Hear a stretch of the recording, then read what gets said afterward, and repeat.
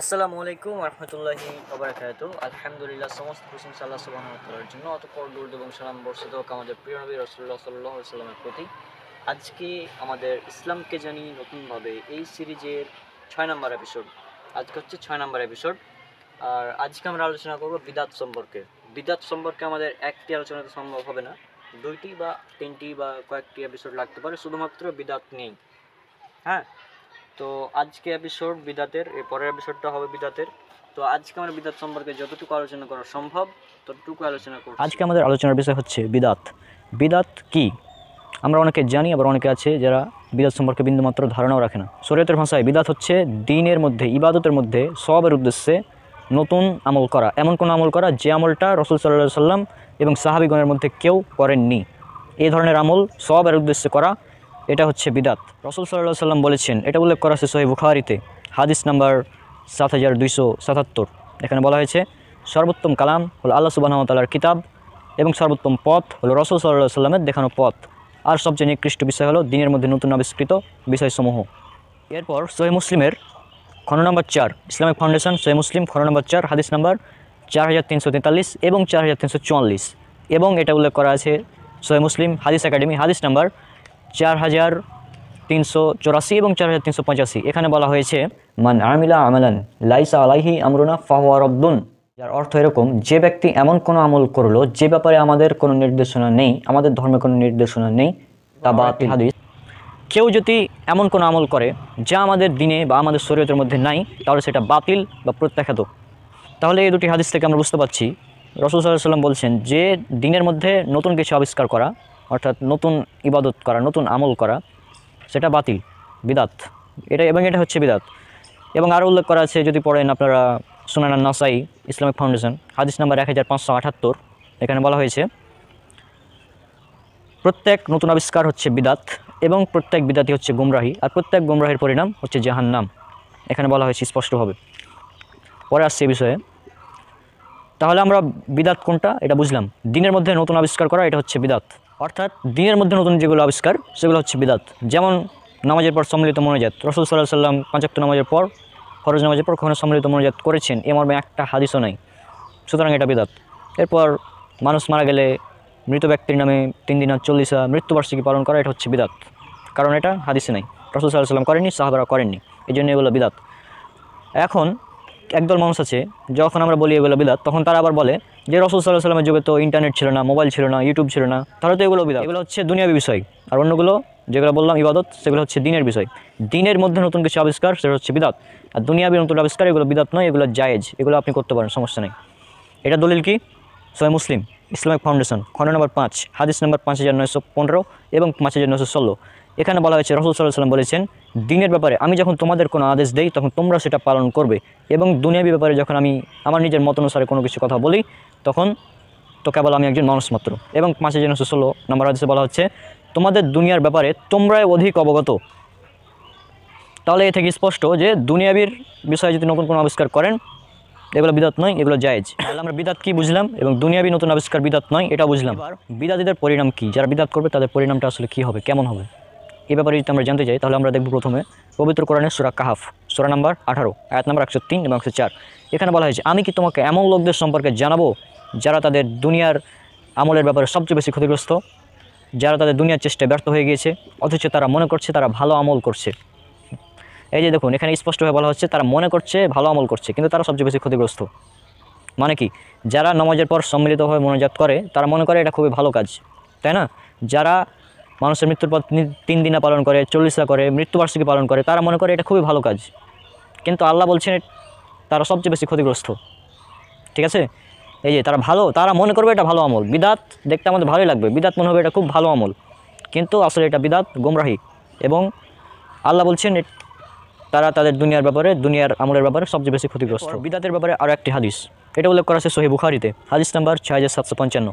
এখানে বলা হয়েছে, বিদাতীদের ফরজ এবং নফল কোনো আমলই কবুল করা হবে না, এবং বিদাতীদের উপর আল্লাহ, ফেরেশতা, মানুষ এবং সকলের লানত। এরপর বলা হয়েছে, বিদাতীরা হাউজে কাউসারের পানি পান করতে পারবে না। এটা উল্লেখ করা আছে সহিহ মুসলিমে, হাদিস নাম্বার 472। এখানে বলা হয়েছে, রাসূল সাল্লাল্লাহু আলাইহি ওয়াসাল্লাম বলেছেন, তোমাদের পূর্বে আমি হাউজে কাউসারের সামনে উপস্থিত থাকব, তখন একদল মানুষ পানি পান করতে আসবে, তখন তাদেরকে বাধা দেওয়া হবে, তখন আমি বলবো, যে তারা তো আমারই উম্মত, তাদেরকে কেন বাধা দেওয়া হচ্ছে? তখন রাসূল সাল্লাল্লাহু আলাইহি ওয়াসাল্লামকে জানানো হবে যে আপনি জানেন না আপনার পরে তারা কি আমল করেছিল বা আপনার দিনকে পরিবর্তন করেছিল। তখন আমি বলবো দূর হও, দূর হও। অর্থাৎ রাসূল সাল্লাল্লাহু আলাইহি ওয়াসাল্লাম বিদআতীদের এভাবে বলবেন, দূর হও, দূর হও। তাহলে চিন্তা করুন, বিদআতীরা প্রথমত তাদের ফরজ এবং নফল আমল কবুল করা হবে না, এরপর তাদের উপর লানত, এরপর তারা হাউজে কাউসার পানি পান করতে পারবে না। এবং আর একটি বিষয়, এটা উল্লেখ করা আছে সুনান নাসাইতে, হাদিস নাম্বার 1578। এখানে বলা হয়েছে কুল্লু বিদাতিন দলালা অকুল্লু দলালাতিন ফিন্নার, অর্থাৎ প্রত্যেক বিদাত হচ্ছে গুমরাহি এবং প্রত্যেক গুমরাহির পরিণাম জাহান্নাম। অর্থাৎ বিদাতীদের সর্বশেষ পরিণাম হচ্ছে জাহান্নাম। রাসূল সাল্লাল্লাহু আলাইহি ওয়াসাল্লাম বলেছেন, এটা উল্লেখ করা হয়েছে সুনান আবু দাউদে, হাদিস নাম্বার 4607। এখানে বলা হয়েছে আমার মৃত্যুর পর অচিরেই তোমরা অনেক মতবিরোধ, মতনৈক্য এবং ইখতিলাফ দেখতে পাবে। তখন তোমরা আমার সুন্নাত এবং আমার খোলাফায়ে রাশিদিনের সুন্নাতকে আঁকড়ে ধরবে, মাড়ির দাঁত দিয়ে শক্ত করে আঁকড়ে ধরবে এবং সাবধান দিনের মধ্যে নতুন আবিষ্কার অর্থাৎ বিদাত সম্পর্কে, কেননা প্রত্যেকটি বিদাতই হচ্ছে গুমরাহি। তাহলে আজকে আমরা বিদাত সম্পর্কে অনেক কিছুই জানতে পারলাম আশা করি। আর বিদাত অনেকগুলো আছে আমাদের সমাজে, বর্তমানে আমাদের সমাজে বিদাত একদম চারিদিকে বিদাত দেখতে গেলে চারিদিকেই বিদাতে ভরপুর আমাদের সমাজ। আমার যেটা বই আছে আপনারা জানেন, আমি একটা বই লেখার চেষ্টা করেছি আর কি, হ্যাঁ, সেটা হচ্ছে এই বই বিদাত কেন বর্জনীয়। এই বই লেখার চেষ্টা করেছি। এই বই আমি এটা বোঝানোর চেষ্টা করেছি বিদাতটা আসলে কি বিদাতের পরিণাম কেমন। হ্যাঁ, যেমন সর্বশেষ যদি এটা দেখেন আপনারা অপোজিটে, যেটা সুনান নাসাই হাদিস নাম্বার 1578 অথবা 1581 উল্লেখ করা আছে যে কুল্লু বিদাতিন দলালা অকুল্লু দলালাতিন ফিন্নার, প্রত্যেক বিদাত হচ্ছে গুমরাহি এবং প্রত্যেক গুমরাহির পরিণাম জাহান্নাম, অর্থাৎ বিদাতের পরিণাম জাহান্নাম। তো এটা পুরো বই জুড়ে আমি বোঝানোর চেষ্টা করেছি কোনগুলো সমাজে বিদাত প্রচলিত রয়েছে। তো বইটি লিখতে গিয়ে অনেক টাইম লেগেছে, অনেক গবেষণা করা লেগেছে, পাশাপাশি বেশ কিছু বইয়ের সাহায্যও নিয়েছি আমি। আর আপনারা জানেন সর্বশেষ বলে দিয়ে এটা আমার লেখা বই রয়েছে, হ্যাঁ, বিদাত কেন বর্জনীয়। তো এই বইটি ভারত থেকে পাবলিশ করা হয়েছে, ভারতের সুশিক্ষা পাবলিকেশন, সেখানে আপনারা যোগাযোগ করে আপনারা বইটি নিয়ে নিতে পারেন। তো এই বই সম্পর্কে অনেকে অনেক মন্তব্য করেছেন, অনেকেই ভালো বলেছেন, যে যারাই বইটি পড়ে দেখেছেন তারাই বলেছেন যে হ্যাঁ বইটি অনেকটা ভালো হয়েছে লেখা। আমি চেষ্টা করেছি আমার গবেষণা অনুযায়ী সংকলন করার এবং উল্লেখ করার। বইটির প্রকাশনী হচ্ছে সুশিক্ষা পাবলিকেশন এবং বইটির সম্পাদনা করেছেন আমাদের প্রিয় ভাই জাহাঙ্গীর বিন আবু বকর। মুসাব্বিরুল ইসলাম রওনাক ভাই একটা বই লিখেছে বিদাত কেন বর্জনীয়, আর ওই বইটা আমি সম্পাদনা করেছি। প্রত্যেকটা হাদিসের একদম তাহকিক আছে, সালাফ থেকে নিয়ে এই যুগ পর্যন্ত ওই বইটাতে বিস্তারিত আলোচনা করা হয়েছে বিদাত কাকে বলে, বিদাতের সংজ্ঞা কি। আমরা অনেকেই বিদাতের সংজ্ঞা জানি না, এই জন্য আমরা বিদাত কি ওটাই বুঝতে পারি না। তো বইটা মোটামুটি আমার মনে হচ্ছে 60 থেকে 70 টাকা দাম নিবে, আপনারা সুশিক্ষা প্রকাশনীতে পেয়ে যাবেন। তো যেটা সুশিক্ষা প্রকাশনী যেটা আপনার শিয়ালদাতে রয়েছে সেখানে পেয়ে যাবেন। এছাড়াও যদি বইটা নিতে হয় তা আমাদের সাথে যোগাযোগ করবেন, আমাদের হোয়াটসঅ্যাপ নম্বর দেওয়া আছে ফেসবুক পেজে, সেখান থেকে যোগাযোগ করবেন, ইনশাআল্লাহ বইয়ের ব্যবস্থা করে দিব। এমডি তারিকুল ইসলাম ভাই কমেন্ট করেছেন আমরা কোথায় পাবো। জি, আমার সাথে যোগাযোগ করবেন, আমার যেটা নম্বর রয়েছে ফেসবুক পেজে, হোয়াটসঅ্যাপ নম্বর, ওই নম্বরে আমার সাথে যোগাযোগ করবেন ইনশাআল্লাহ। তাছাড়া যদি আপনারা নিতে চান তাহলে সুশিক্ষা প্রকাশনীর একটা অ্যাপস রয়েছে, ওই অ্যাপসের মধ্যে আপনারা পেয়ে যাবেন, প্লে স্টোরে সার্চ করলে সুশিক্ষা সার্চ করলেই ওই অ্যাপসটা পেয়ে যাবেন। ওই অ্যাপসটা থেকে আপনি ভারতবর্ষের যে কোনো জায়গা থেকে অর্ডার করতে পারবেন। জানেন যে সাম্প্রতিক বাংলা ভাষায় ব্রাদার রৌনকের একটা বই বের হয়েছে বিদাত কেন বর্জনীয়। আমি এই বইটা পড়েছিলাম প্রকাশ হওয়ার আগে। আমি মানে আল্লাহর কসম করে বলছি যে আমি যতগুলা বাংলা ভাষায় বিদাত কেন বর্জনীয় বই, মানে বিদাতের উপর যতগুলো বই পড়েছি তার চেয়ে আমার এটা সবচেয়ে বেশি নতুন এবং চমক লেগেছে। মানে এত ডিটেলস, মানে এত কিছু আলোচনা হয়েছে যেটা আমি কখনো ভাবিনি। হ্যাঁ, তো খুবই সুন্দর। আল্লাহ তাআলা ব্রাদার রৌনককে উত্তম জাযা দান করুক এবং ওর ইলমে বারাকা দান করুক, আমিন। এবং ওর পরিবার, ওকে সহ ওর পরিবারকে আল্লাহ সুবহানাহু ওয়া তাআলা হেফাজত করুক এবং তাদের রুজি বরকত দান করুক। আমি এটাই দোয়া করব ওর জন্য। অনেক মানুষ আছে তারা বলে আমরা এই আমলটা করছি, আমলটা তো ভালো কাজ, তো করলে ক্ষতি কি, করলে সমস্যা কি। হ্যাঁ, তারপর আরেকটা বিষয় ক্লিয়ার করবো যে এক হুজুর বলছে এটা বিদাত, আর এক হুজুর বলছে এটা মুস্তাহাব। এখন হুজুর মারামারি করছে, তো আমরা সাধারণ মানুষ আমরা কই যাব, এভাবে বলে। মানে এক হুজুর বলছে বিদাত আর এক হুজুর বলছে জায়েজ, আমরা কোন দিকে যাব, এই বিষয়গুলো নিয়ে আজকে কিছু কথা বলবো। প্রথমেই একটি হাদিস দিয়ে শুরু করতে যাচ্ছি। এই হাদিসটি উল্লেখ করা আছে সহিহ মুসলিম ইন্টারন্যাশনাল নাম্বার বা আন্তর্জাতিক নাম্বার 1718 এবং হাদিস academy number 4385, Islamic foundation number 4344। এই হাদিসে বলা হচ্ছে মান আমিলা আমালান লাইসা আলাইহি আমরুনা ফাহুয়া রদ্দুন, যার অর্থ এরকম, যে ব্যক্তি এমন কোনো আমল করলো যে ব্যাপারে আমাদের কোনো নির্দেশনা নেই, আমাদের ধর্মে কোনো নির্দেশনা নেই, তা বাতিল হাদিস। এটা উল্লেখ করা আছে সুনান আবু দাউদে হাদিস নাম্বার 4607। আল্লাহ রাসূল সাল্লাল্লাহু আলাইহি ওয়াসাল্লাম তিনি বলেছেন যে আমার মৃত্যুর পর তোমরা অনেক মতভেদ দেখতে পাবে, তখন তোমরা আমার সুন্নাত এবং আমার খোলাফায়ে রাশিদিনের সুন্নাতকে আঁকড়ে ধরবে, তা মাড়ির দাঁত দিয়ে শক্ত করে কামড়ে আঁকড়ে ধরবে। আর সাবধান প্রত্যেকটি নব আবিষ্কার থেকে, কেননা প্রত্যেকটি নব আবিষ্কার হচ্ছে বিদাত, আর প্রত্যেকটি বিদাত হচ্ছে পথভ্রষ্টতা। আর সুনান নাসাই হাদিস নাম্বার 1578, 1581, এখানে উল্লেখ করা আছে যে মাই ইয়াহদিল্লাহু ফালা মুদিল্লা লাহু ওয়া মাই ইউদিল্লিলহু ফালা হাদিয়া লাহু, ইন্না আসদাকাল হাদিসি কিতাবাল্লাহ ওয়া আহসানাল হাদি মুহাম্মদ ওয়া শাররুল উমুর মুহদাসাতুহা ওয়া কুল্লু মুহদাসাতিন বিদআহ ওয়া কুল্লু বিদআতিন দালালা ওয়া কুল্লু দালালাতিন ফিন্নার। প্রত্যেক নব আবিষ্কার বিষয় হচ্ছে বিদাত, আর প্রত্যেক বিদাত হচ্ছে গুমরাহি, এবং প্রত্যেক বিদাতের পরিণাম হচ্ছে জাহান্নাম। অর্থাৎ স্পষ্ট এই হাদিসগুলো থেকে আমরা বুঝতে পারি এখানে বিদাতের সম্পর্কে বলা হচ্ছে। তাহলে আশা করছি আপনারা বিদাত কি এটা বুঝতে পেরেছেন, এবং বিদাতের পরিণাম জাহান্নাম এটা আপনারা বুঝতে পারছেন। পবিত্র কোরআনের একটি আয়াত আছে, আয়াতটি উল্লেখ করা আছে সূরা গাসিয়াতে, সূরা গাসিয়া 88 নম্বর সূরা, 2, 3, 4, 5 পরপর আয়াতগুলো পড়বেন। সেখানে বলা হচ্ছে আমিলাতুন নাসিবা, মানে এক শ্রেণীর মানে অতি ইবাদত গুজার বা আমল করবে এক শ্রেণীর মানুষ। আমিলাতুন নাসিবা, তারা আমল করে করে ক্লান্ত হয়ে গেছে, আমল করতে করতে তারা একদম ক্লান্ত পরিশ্রান্ত হয়ে গিয়েছে, এরকম অবস্থা তাদের। তারপরে আয়াতে বলছে তাসলা নারান হামিয়া, আল্লাহ বলছেন তাদেরকে জাহান্নামে নিক্ষেপ করা হবে। মানে এক শ্রেণীর মানুষ আমল করে করে ক্লান্ত হয়ে যাবে, কিন্তু তারপরেও তাদেরকে জাহান্নামে নিক্ষেপ করা হবে। তাহলে বুঝতে পারছেন যে এমন আমল আছে যে আমলগুলো দেখতে মনে হবে ভালো কাজ, কিন্তু তাদেরকে জাহান্নামে নিক্ষেপ করবে। সূরা কাহাফ সূরা নাম্বার 18 আয়াত নাম্বার 104, আল্লাহ সুবহানাহু ওয়া তাআলা বলছেন পার্থিব জীবনে অর্থাৎ দুনিয়ার জীবনে তাদের চেষ্টা বা কর্ম ব্যর্থ হয়ে গিয়েছে, অথচ তারা মনে করছে তারা ভালো কাজ করছে। অর্থাৎ চিন্তা করুন, অনেক মানুষ মনে করছে আমরা কাজ আমল করছি এগুলো ভালো কাজ, কিন্তু তাদেরকে মানে তাদের কর্মগুলো ব্যর্থ হয়ে গিয়েছে, মানে তাদের কর্মগুলো হচ্ছে একদম ব্যর্থ। তার মানে কি, অর্থাৎ তারা এমন আমল করছে, তার মনে করছে আমরা আমলটা করছি, হ্যাঁ আমলটা তো খুব ভালো, কিন্তু অ্যাকচুয়ালি আমলটা আসলে ভালো না, দেখতে ভালো লাগলেও আমলটা ভালো না। বেশ কিছু উদাহরণ দেবো, তখন আপনারা বুঝতে পারবেন ইনশাল্লাহ।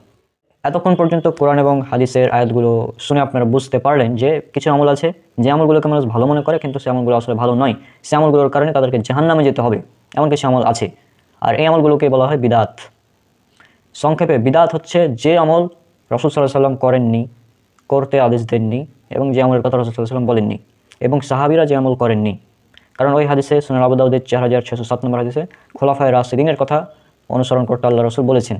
তার মানে যে আমল খলিফায়ে রাশিদিন বা সাহাবীগণ করেননি সে আমলগুলো বিদাত, অর্থাৎ নতুনভাবে আবিষ্কৃত যে সমস্ত আমল সে আমলগুলো হচ্ছে বিদাত। বিদাত হচ্ছে এমন আমল যে আমলগুলো আল্লাহ রাসূল থেকে প্রমাণিত নয় বা আমাদের দিনে প্রমাণিত নয়, নতুন এই কিছুদিন আগে কয়েকশো বছর আগে আবিষ্কৃত হয়েছে।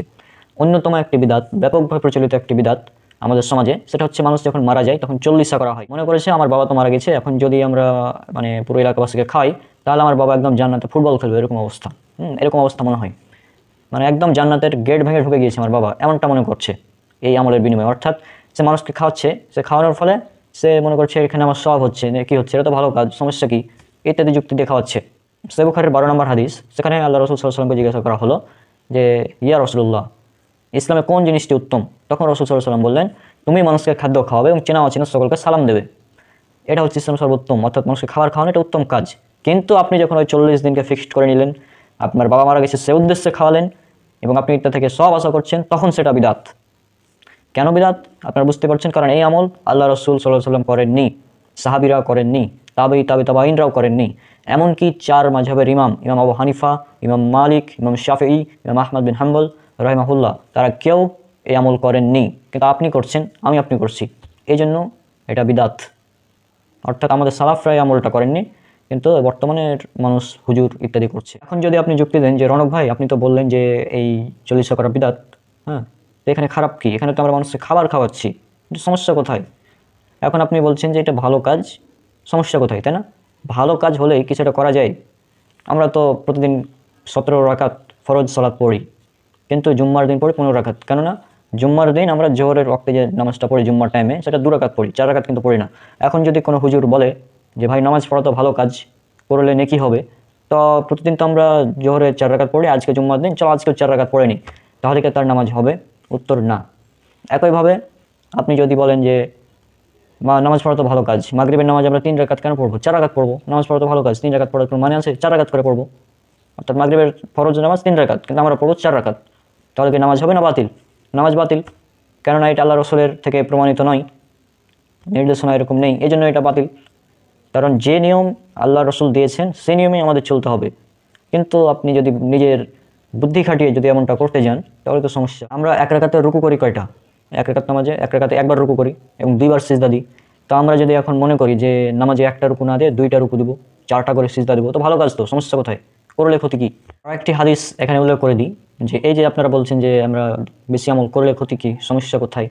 হ্যাঁ, বেশি আমল করছি, এই আমলগুলো করছি, সমস্যা কি? তখন একটি হাদিস এরকম উল্লেখ আছে সহিহ বুখারীতে, হাদিস নাম্বার 5063, ইসলামিক ফাউন্ডেশন 4693। এই হাদিসটা যদি আপনারা পড়েন, আমি স্ক্রিনে দিচ্ছি, আপনারা দেখুন। আনাস ইবনে মালিক রাদিয়াল্লাহু আনহু হতে বর্ণিত, তিনি বলেন 3 জনের একটি দল নবী সাল্লাল্লাহু আলাইহি ওয়াসাল্লামের ইবাদত সম্পর্কে জিজ্ঞাসা করার জন্য নবী সাল্লাল্লাহু আলাইহি ওয়াসাল্লামের স্ত্রীদের বাড়িতে আসলো। যখন তাদেরকে এ সম্পর্কে জানানো হলো তখন তারা ইবাদতের পরিমাণ কম মনে করলো এবং বলল, নবী সাল্লাল্লাহু আলাইহি ওয়াসাল্লামের সঙ্গে আমাদের তুলনা হতে পারে না, কারণ তাঁর আগের ও পরের সকল গুনাহ মাফ করে দেওয়া হয়েছে। এমন সময় তাদের মধ্য থেকে একজন বলল, আমি সারা জীবন রাতভর সালাত আদায় করতে থাকবো। অপর একজন বলল, আমি সবসময় সাওম পালন করব, কখনো বাদ দেব না। অপরজন বলল, আমি নারী সংসর্গ ত্যাগ করব, কখনো বিয়ে করব না। এরপর রাসূল সাল্লাল্লাহু আলাইহি ওয়াসাল্লাম তাদের নিকট এলেন এবং বললেন, তোমরাই কি ওই সব লোক যারা এমন এমন কথা বলেছ? আল্লাহর কসম, আমি আল্লাহকে তোমাদের চেয়ে বেশি ভয় করি এবং তোমাদের চেয়ে তাঁর প্রতি বেশি অনুগত, অথচ আমি সাওম পালন করি, আবার তা থেকে বিরতও থাকি, সালাত আদায় করি এবং নিদ্রা যাই ও মেয়েদেরকে বিয়েও করি। সুতরাং যারা আমার সুন্নাতের প্রতি বিরাগ পোষণ করবে তারা আমার দলভুক্ত নয়। ফামান রাগিবা আন সুন্নতি ফালাইসা মিন্নি, মানে তারা আমার উম্মতের দলভুক্ত নয়, তারা আমার উম্মত নয়। মানে কি, 3 জন ব্যক্তি এসেছিল, একজন বলছে যে আমি সারা রাত দাঁড়িয়ে নামাজ পড়বো, কখনোই ঘুমাবো না রাত্রে। আরেকজন বলছে আমি সারা জীবন সাওম পালন করব, কোনোদিন সাওম ত্যাগ করবো না। আরেকজন বলছে আমি বিয়েই করবো না। তখন আল্লাহ রসুল বললেন যে আমি সালাত আদায় করি আবার ঘুমাই, আমি সাওম পালন করি আবার ছেড়েও দিই, আমি আবার বিয়েও করি, আর বিয়ে আমার সুন্নাত। আল্লাহ রসুল সাল্লাল্লাহু আলাইহি ওয়াসাল্লাম বলছে এগুলো আমার সুন্নাত। আমার রাগিবা আন সুন্নতি ফালাইসা মিন্নি, যে আমার সুন্নাতকে অপছন্দ করবে সে আমার দলভুক্ত নয়, সে আমার উম্মত নয়। তাহলে আপনি যদি মনে করেন যে ইসলামে তো এই 40 বুঝলাম আল্লাহ রসুল করেননি, সাহাবীরা করেননি, আমরা করছি, করলে ক্ষতি কি? ক্ষতিটা কি সেটা আপনারা বুঝতেই পারছেন। এই যে উদাহরণগুলো দিলাম, হ্যাঁ, নামাজে আমরা একটা জায়গায় 2টা রুকু করলে ক্ষতি কি? নামাজে আমরা 2টা জায়গায় 5টা 6টা করে সিজদা দিলে ক্ষতি কি? মাগরিবের নামাজ 3 রাকাতের জায়গায় 4 রাকাত পড়লে ক্ষতি কি? ফজরের নামাজ 2 রাকাতের জায়গায় 4 রাকাত পড়লে ক্ষতি কি? জুম্মার নামাজ 2 রাকাতের জায়গায় 4 রাকাত পড়লে ক্ষতি কি? সমস্যা কি? জুম্মার নামাজ 2 রাকাত না পড়লে 4 রাকাত পড়বো, জুম্মার নামাজটা আমরা 2 রাকাতের পরিবর্তে 4 রাকাত করে পড়বো, ক্ষতি কি? সমস্যা কি? তাই না? আপনি যদি যুক্তি দেন আমরা পাল্টা যুক্তি দিতে পারবো। এখন অবশ্য অনেকে বলতে পারেন যে এই যে আমরা 40 করছি, হ্যাঁ, 3 দিন মিলাদ পালন করছি বা নামাজের পর সম্মিলিত মোনাজাত করছি, এইগুলো যে করা যাবে না এটার দলিল কি? মানে আপনারা এমন জিনিস জানতে চাচ্ছেন যেটা করা যাবে না তার দলিল কি? তাহলে আমি এখানে বলি যে দলিল সেই জিনিসের হয় যেটার অস্তিত্ব আছে, যেটার অস্তিত্ব আছে সেটার দলিল হয়, যেটার অস্তিত্বই নাই সেটার আপনি দলিল কীভাবে পাবেন? উদাহরণস্বরূপ আমার বাসা নসিপুর গ্রাম, এখন আমি যদি বলি যে পুরো নসিপুরটা আমার, পুরো নসিপুরের যতগুলো এলাকা জায়গা আছে আমার, বা পুরো চাঁপাইনবাবগঞ্জ এটা পুরোটাই আমার, এখন আপনি যদি বলেন যে পুরো চাঁপাইনবাবগঞ্জ আপনার, এটার দলিল কি? আমি দলিল দিতে পারবো না। তখন আমি আবার পাল্টা যুক্তি দেবো যে এই যে পুরো চাঁপাইনবাবগঞ্জ জেলা বা পুরো নসিপুর এটা যে আমার নয়, এটার দলিল কোথায়? এই প্রশ্নটা যেমন হাস্যকর, এর উত্তরটা যেটা হবে ঠিক আপনি যে প্রশ্নটা করেছেন যে এগুলো করা যাবে না এটার দলিল কি, ওই একই উত্তর, সেম উত্তর। এত জ্ঞানী হলে আপনার বুঝতে পারবেন বিষয়টা, যেটা অযৌক্তিক প্রশ্ন যে এটা যে করা যাবে না এটার দলিল কি। আল্লাহ রাসূল তো বলেই দিয়েছেন যে সহিহ মুসলিমের হাদিস 1718, ইসলামিক ফাউন্ডেশন 4344, হাদিস একাডেমি 4385, মান আমিলা আমালান লাইসা আলাইহি আমরুনা ফাহুয়া রাদ্দুন, কেউ যদি এমন কোনো আমল করে যে ব্যাপারে আমাদের নির্দেশনা নেই তা বাতিল। আল্লাহ রাসূল তো একটা কথাতেই বুঝিয়ে দিয়েছেন যে যে আমলের ব্যাপারে নির্দেশনা নেই, যে আমল কোরআন এবং হাদিসে উল্লেখ করা নেই, সেটা দেখতে যতই ভালো লাগুক সেটা বিদআত, বাতিল। সিম্পল কথা। এই অংশটুকু আপনারা বুঝতে পারেন না, এই জন্যই এইরকম বিদাতে লিপ্ত, আর এই বিদাতের কারণেই মুসলিম উম্মার মধ্যে বিভক্তি সৃষ্টি হচ্ছে। এখন ফরজ সালাতের পর সম্মিলিত মোনাজাত করা বিদাত, হ্যাঁ, তো এখন আরেক হুজুর বলছে নামাজের পর সম্মিলিত মোনাজাত করা মুস্তাহাব, দুরকম মত পাওয়া যাচ্ছে। এখন দেখুন, এক হুজুর বলছে বিদাত, আরেক হুজুর বলছে মুস্তাহাব বা নফল বা সুন্নাত বা জায়েজ। এখন আপনি একজন সাধারণ মানুষ, আমি একজন সাধারণ মানুষ, আমি আপনি সাধারণ মানুষ, আমরা কোথায় যাব ভাই? ভাই এক হুজুর বলছে বিদাত মানে করলে জাহান্নামে যাব, আর এক হুজুর বলছে মুস্তাহাব মানে করলে কিছুটা নেই কী পাবো, কিন্তু ছেড়ে দিলে কোনো গুনাহ নেই। এখন সাধারণ মানুষ আপনি করবেন কি? হ্যাঁ, আপনি সাধারণ মানুষ, আমরা কি করব? এখন আরেকটা উদাহরণ দিই। মনে করেন আপনার এলাকায় একটি পুকুর আছে, সে পুকুরে অনেকগুলো মাছ আছে। তো আমরা কাজ করলাম যে আমরা মাছগুলো ধরলাম, সবগুলো মাছ ধরলাম, সবগুলো মাছ ধরা হয়ে গিয়েছে, একদম ট্রাক লোড হয়ে গিয়েছে একটা, ড্রামের পর ড্রাম মাছ নিয়ে নিয়ে ট্রাক একদম লোড হয়ে গিয়েছে। এরপর ওই কোনাতে একটু কী যেন হঠাৎ নড়ে উঠলো। তখন আমরা ভাবলাম যে, তখন আপনি ভাবলেন যে ওখানে কি একটা নড়ে উঠলো, তার মানে তো একটা মাছ আছে, যে ওটা নিয়ে আসি। ওখানে আপনি যেতে যাবেন, তখন উপর থেকে একজন বলছে, খবরদার ওখানে যাবা না, ওটা মাছ না, ওটা সাপ, এভাবে বললো। তখন আপনি কি করবেন? আপনি মনে করছেন মাছ, কিন্তু উপর থেকে একজন ব্যক্তি বলছে সাপ, ওটা সাপ। আপনার কিন্তু অলরেডি এক ট্রাক মাছ ভর্তি হয়ে গিয়েছে, ওই একটা মাছের জন্য আপনি কি এখন বলবেন যে ওটা মাছ না সাপ, এটা নিয়ে বিতর্কে যাবেন, নাকি ওই বা ভাববেন যে ওই একটা মাছ থাক, আমার ওই একটা মাছের দরকার নেই, আমার এই অলরেডি অনেকগুলো মাছ হয়ে গিয়েছে, আমি কি এগুলো নিয়েই খুশি আছি? তাহলে কি হবে? এখন আপনি যদি মনে করেন না ওই মাছ না সাপ আমাকে দেখতে হবে, হ্যাঁ, ওখানে গেলেন, হাত দিলেন, আর সাপে একদম আপনার ছবল মেরে আপনার অবস্থা খারাপ করে দিল, আপনি ওখানে মৃত্যুবরণ করলেন, তখন কি অবস্থা হবে? তখন যে ট্রাকে মাছগুলো লোড করেছিলেন না, ওগুলো সব ওগুলো সব বাতিল হয়ে যাবে, ওগুলোর কোনো মূল্যই থাকবে না আর। তো এটা হচ্ছে যে আপনি একজন সাধারণ মানুষ, আপনি কী করবেন? ওপর থেকে বলছে না না ওটা সাপ, আপনি মনে করছেন মাছ। এখন আপনি কি ওটা মাছ মনে করে ধরতে যাবেন, নাকি বলবেন যে মাছ হোক আর সাপ হোক আমার ভাই দেখার দরকার নেই, ওই একটা মাছের জন্য আমার কিছু যায় আসে না, আমি এগুলো নিয়ে পালাই? এটাই করবেন নিশ্চিত, এটা আমরা করি, সাধারণত আমরা এটাই করি, তাই না? আমরা মানে দুনিয়ার ব্যাপারে যতগুলো বিভিন্ন কাজকর্ম আছে সেগুলোর ক্ষেত্রে আমরা ভালোই যাচাই বাছাই করে নিতে জানি। আমরা যখন হাট বাজারে যাই তখন দেখি যে কোন সবজিটা ভালো, সেগুলো বেছে বেছে নিই। কেউ কেউ পচা, ময়লা বা ইত্যাদি সবজি কিনেন, এরকমটা কেউ কিনে না, সবাই ভালো ভালোগুলোই কিনি বেছে বেছে। কিন্তু ধর্মের ব্যাপারে এসে আপনি আর এভাবে চিন্তা করেন না, আপনি চিন্তা করছেন যে যা হচ্ছে সমস্যা কী, করলে ক্ষতি কী, এগুলো করছেন। তাহলে আপনি মনে করছেন যে ওই যে যেটা বললাম পুকুরে, ওটা আপনি মনে করছেন মাছ, কিন্তু যদি সাপ হয়ে যায় তখন আপনার কী অবস্থা হবে? আপনি মৃত্যুবরণ করবেন সাপের ছোবল খেয়ে। আর যদি মাছ হয়েও যায়, ধরলাম যে ওটা একটা মাছ, ওটা একটাই মাছ, তো ওই একটা মাছ এই এক ট্রাক পুরনো মাছের তুলনায় কি এর কোনো আছে কি, ভ্যালু আছে কি? কিছুই না, হালকা। তো যে হুজুর বলছে ওটা মুস্তাহাব, তার মানে তো এই না যে ওই মুস্তাহাব আমলটা ছেড়ে দিলে আপনার কোনো ক্ষতি হবে। আপনি ওই হুজুরের কথাই মানেন, আমাদের কথা মানতে হবে না। আপনি ওই হুজুরের কথাই মানেন যে নামাজের পর, ফরজ নামাজের পর সম্মিলিত মোনাজাত করা মুস্তাহাব, এটাই আপনি মানেন, কোনো সমস্যা নেই। কিন্তু ওই মুস্তাহাব আমলটা যদি আপনি না করেন তাহলে কিন্তু আপনার কোনো গুনাহ হবে না। কিন্তু ওই আমলটা যদি বিদাত হয়ে যায় তখন আপনার কী অবস্থা হবে? তখন তো জাহান্নামে যেতে হবে, তখন তো আপনাকে জাহান্নামে যেতে হবে যেহেতু এটা বিদাত হয়ে যায়। তাহলে আর এটা মুস্তাহাব কীভাবে বলে তারা বিভিন্ন জয়ীফ জাল হাদিসকে একত্রিত করে এগুলো বলে যে হ্যাঁ নামাজের পর সম্মিলিত মোনাজাত করা জায়েজ, মুস্তাহাব, সুন্নাতে প্রমাণিত নয়। ফরজ সালাতের পর সম্মিলিতভাবে মোনাজাত করা বিদাত। এক্ষেত্রে হানাফি, দেওবন্দি এবং আহলে হাদিস একমত। বিরোধিতা করে কারা? মুস্তাহাব বলে কারা? যারা বেরেলভি, সুন্নি, ওই বিভিন্ন যারা আছে ফেরকার, ওরা বলে এগুলো হচ্ছে মুস্তাহাব। কিন্তু আমাদের হানাফি এবং আহলে হাদিস এখানে একমত যে এটা হচ্ছে বিদাত। এই জন্য হানাফিদের বাংলাদেশের মধ্যে সবচেয়ে বড় যেটা মাদ্রাসা হাটহাজারী মাদ্রাসা, সেখানে ফরজ সালাতের পর সম্মিলিত মোনাজাত করা হয় না। ভারতের দারুল উলুম দেওবন্দ মাদ্রাসা, সেখানেও নামাজের পর সম্মিলিতভাবে মোনাজাত করা হয় না। বাঙালি এসব ছোটোখাটো মসজিদে এগুলোতে করা হয়। আর আরও একটি বিষয় উল্লেখ করে দিই, অনেকেই বলে দোয়া করছি ভাই হাত তুলব না, এটা আবার কেমন কথা, আজীব ব্যাপার। অনেকে বলে যে আহলে হাদিসরা এটা হচ্ছে দোয়া তুলে দিয়েছে, জানো, এরা নামাজ পড়ে কিন্তু নামাজের পর দোয়া করে না, এটা আমাদেরকে বলে। তো ভাইজান আমরা বলি যে নামাজের পর দোয়া আছে কিন্তু সেখানে হাত তোলা নেই, সম্মিলিতভাবে নেই। পয়েন্টেড, ফরজ নামাজের পর দোয়া আছে কিন্তু সেখানে হাত তোলা নেই এবং সম্মিলিতভাবে নেই, মানে সম্মিলিতভাবে একত্রিত মোনাজাত করবো এটা নেই, আবার হাত তুলতে হবে এটাও নেই। এখন আপনি যদি মনে করেন দোয়া মানেই হাত তুলতে হবে, দোয়া করতেই হবে, দোয়া হাত তুলতেই হবে, এটা যদি মনে করেন তাহলে আপনি বিভ্রান্তিতে আছেন। উদাহরণ দেখুন, মসজিদে প্রবেশের সময় দোয়া আছে না নাই? ওই সময় আপনি হাত তুলেন, ইমামকে ডাকেন। মসজিদ থেকে বের হওয়ার দোয়া আছে না নাই? হাত তুলেন, ইমামকে ডাকেন।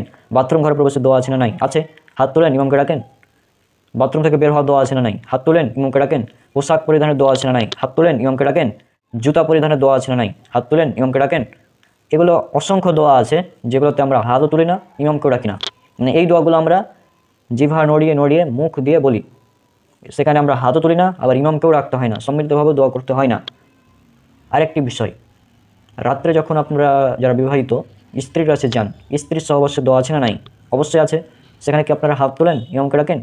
আপনি কি বলবেন যে হুজুর রাত 12টার সময় কল দেবেন হুজুরকে, রাত 12টার সময় হুজুরকে কল দেবেন, কল দিয়ে বলবেন যে আসসালামু আলাইকুম হুজুর, কী অবস্থা, খবর আছে, খেলা হবে, আসেন, রাত 12টা বাজছে, আপনি বাইরে থেকে দোয়া করবেন, আমরা স্বামী স্ত্রী আমিন আমিন বলবো, এভাবে দোয়া করবেন।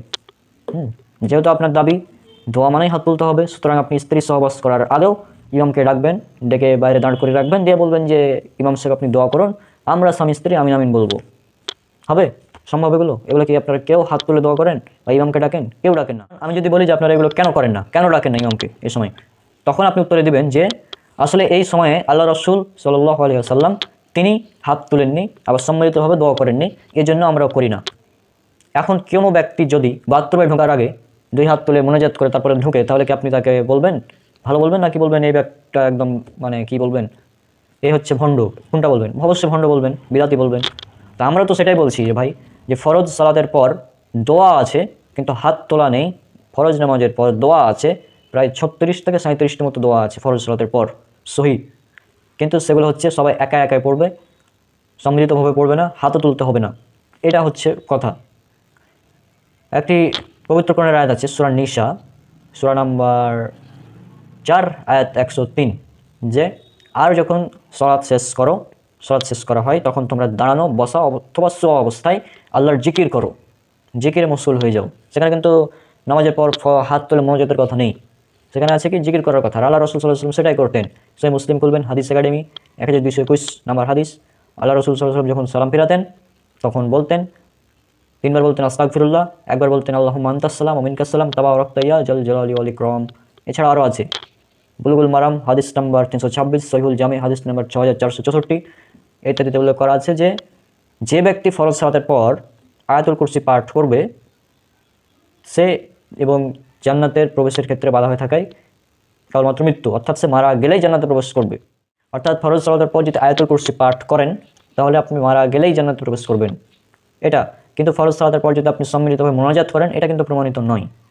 আর আগে বলেছি যে দোয়া মানে হাত তুলতে হবে, এটা কিন্তু কোনো কথা না। আবার দোয়া মানে যে ইমাম সাহেবকে নিয়ে সম্মিলিতভাবে দোয়া করতে হবে এটাও কোনোভাবে প্রমাণিত নয়। আরেকটি দোয়া আছে যেগুলো বৃষ্টির নামাজের মানে বৃষ্টির সময় যেগুলো পড়া হয়, সহিহ বুখারীর 1032 নম্বর হাদিস, যে আল্লাহ রাসূল সাল্লাল্লাহু আলাইহি ওয়াসাল্লাম বৃষ্টির জন্য দোয়া করলেন, বৃষ্টির জন্য এভাবে দোয়া করলেন সম্মিলিতভাবে, ইত্যাদি বিভিন্ন হাদিস পাওয়া যায়। তাছাড়া কুনুতে নাজেলা যখন পড়া হয় তখন সম্মিলিত মোনাজাত প্রমাণিত, সম্মিলিত মোনাজাতে কুনুতে নাজেলার ক্ষেত্রে প্রমাণিত এবং বৃষ্টির জন্য প্রার্থনার সময় প্রমাণিত।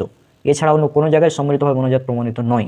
আর হাত তুলে দোয়া অনেক জায়গায় প্রমাণিত, তবে সম্মিলিতভাবে নয়। যেমন আপনি যখন কবর জিয়ারত করতে যাবেন তখন হাত তুলে দোয়া করতে পারবেন, ঘন্টার পর ঘন্টা করেন, কেউ বাধা দেবে না, তবে একা একাই, সম্মিলিতভাবে নয়।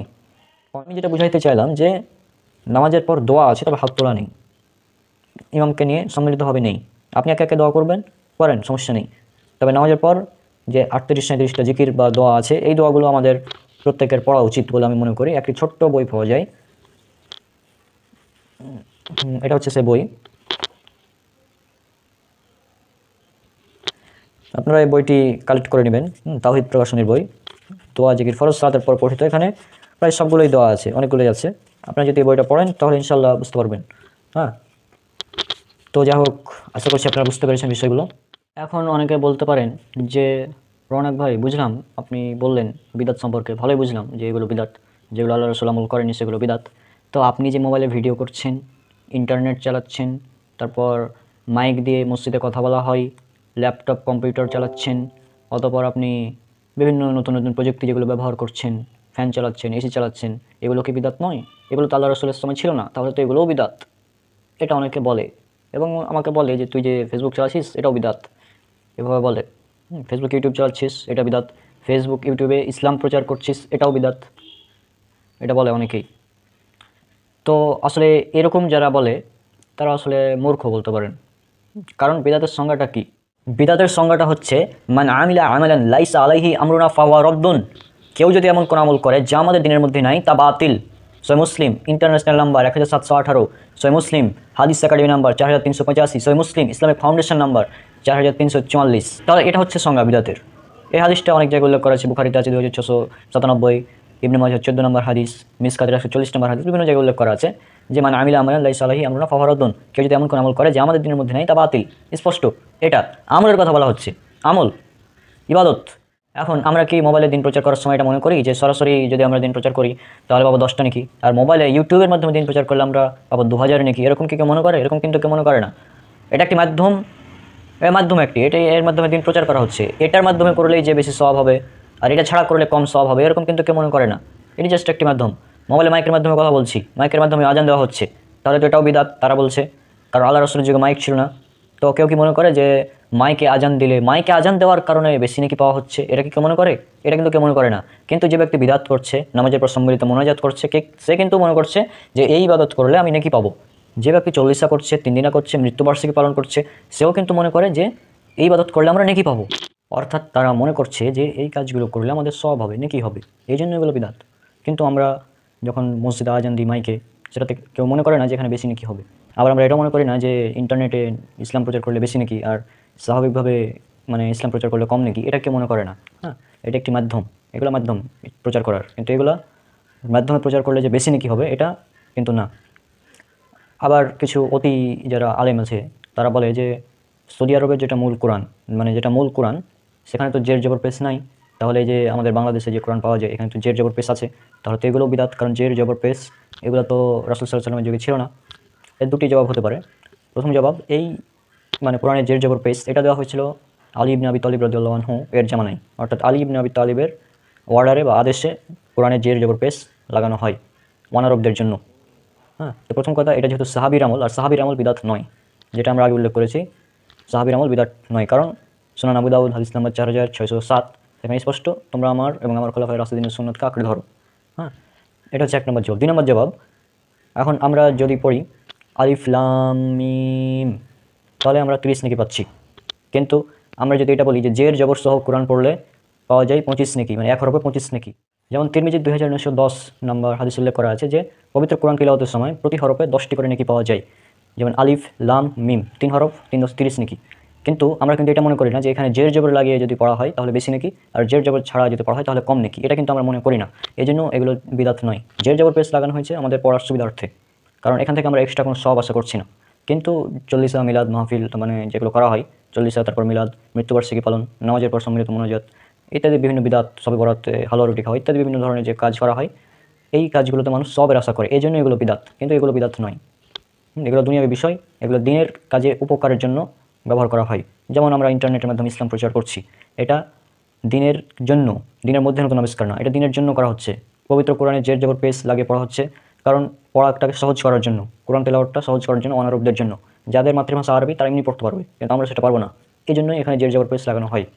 হ্যাঁ, আর এটা আলী রাদিয়াল্লাহু আনহু এর জামানায় লাগানো হয়েছে, এই জন্য এটা বিদাত নয়।